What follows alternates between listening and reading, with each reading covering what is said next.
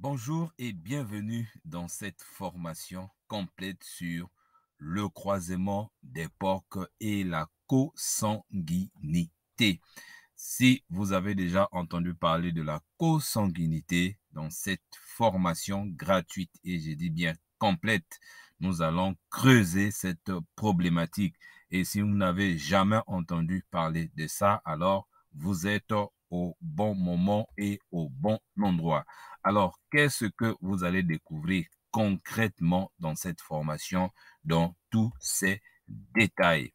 Nous allons d'abord expliquer ce que c'est que la consanguinité chez le porc.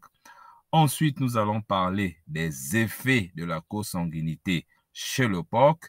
Et vous allez aussi découvrir si on peut croiser un verin avec des truies issues du même père, mais de mères différentes. Parce que quelqu'un m'avait posé cette question. Et si tu es là, tu vas donc découvrir la vérité à ce sujet. Vera qui a des enfants, qui a fait des enfants, et les truies qui sont issues de mères différentes, est-ce qu'on peut donc les croiser? Et ce n'est pas fini. Nous allons vous partager les bases de la génétique porcine pour mieux comprendre la consanguinité.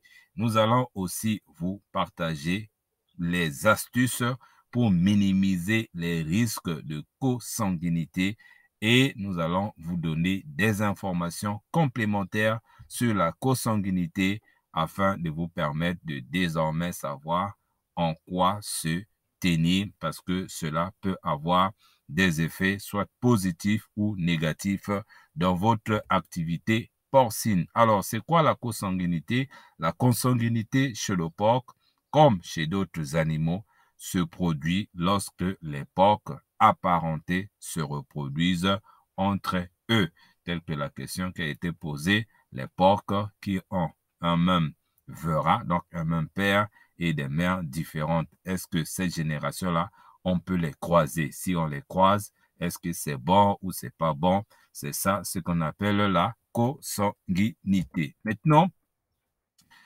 vous avez compris ce que c'est que la consanguinité. Nous allons parler maintenant des effets de la consanguinité chez le porc. Et après, on vous dira si et seulement si on peut croiser les porcs de cette génération, quelles sont les conséquences et bien d'autres informations qui vont suivre dans quelques instants.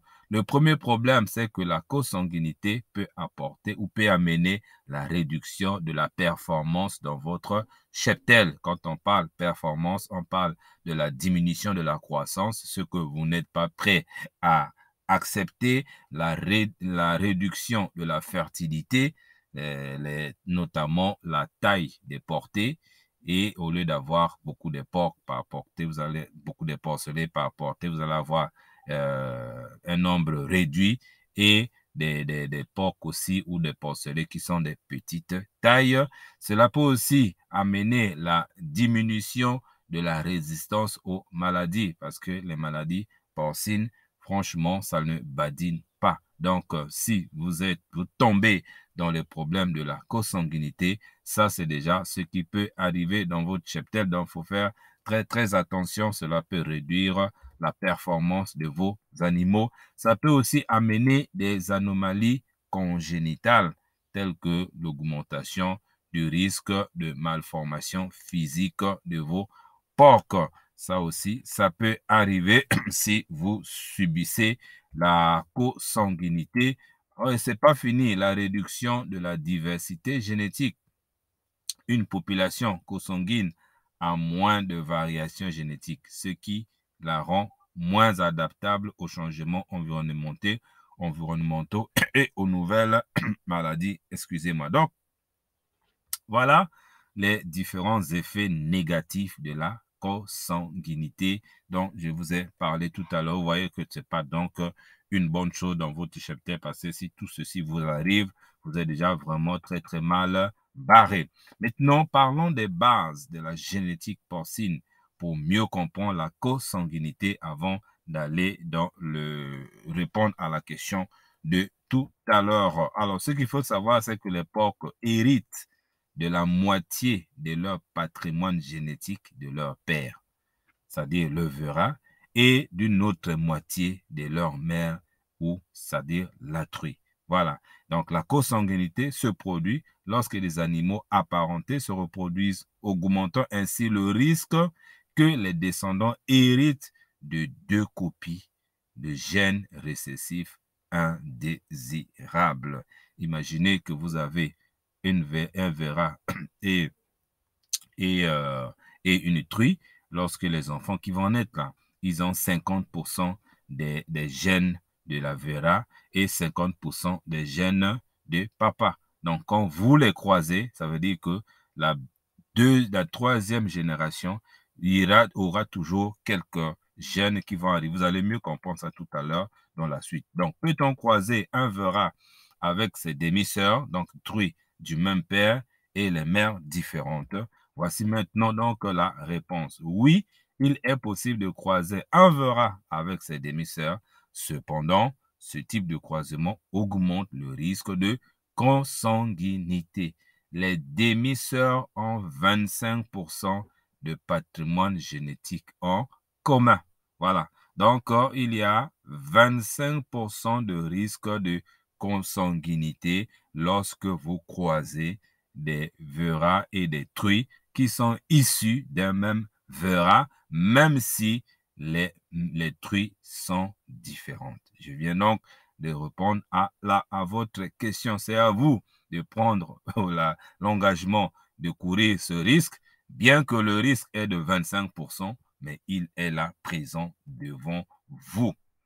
Alors, maintenant, comment est-ce que vous allez faire pour minimiser ces risques-là? Voilà, ça c'est très important parce que j'imagine que vous avez beaucoup de porcelets qui sont nés, ainsi de suite, n'est peut-être pas contrôlé, mais comment est-ce que vous pouvez vous y prendre? Tenir des registres d'élevage précis pour suivre les liens de parenté. Ça, c'est la première chose à faire pour éviter de rentrer dans ce genre de problème. Introduire régulièrement de nouveaux veras dans le troupeau pour diversifier le patrimoine génétique.